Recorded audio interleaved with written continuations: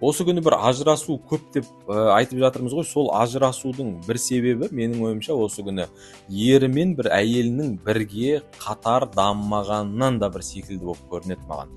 Ол қалай дейсіздер ғой, мысалға біздің қоғамда әсіресе көп кездесетін жағдай, әйелі бір түртінектеп бір түрлі курстарға жазылып жүреді, ал күйеуі курс дегенді мүлдем жақтырмайды, жаңағы атама деген сияқты. Бір жағымен ол жігіттерді де өте жақсы түсінемін, өйткені біздер жігіттер танымайтын адамнан ақыл тыңдамаймыз. Ол адамнан ақыл тыңдауымыз үшін біз оны жақсы тануымыз керек, біз оны мойындауымыз керек қой, былайша айтқанда. Бірақ қалай болады? Екеуінің әңгімесі жараспағаннан кейін, екеуі былайша айтқанда бір волнада болмағаннан кейін, арасындағы бір ортақ әңгіме жоқ. Ол әңгіме болмағаннан кейін сырласпайды, сыйласпайды, махаббаттары да бір кеми беретін секілді осыдан.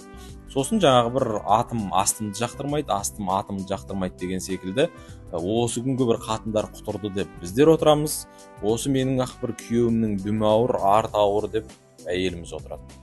Бір нағыз трагикомедия ғой, қазақша айтқанда.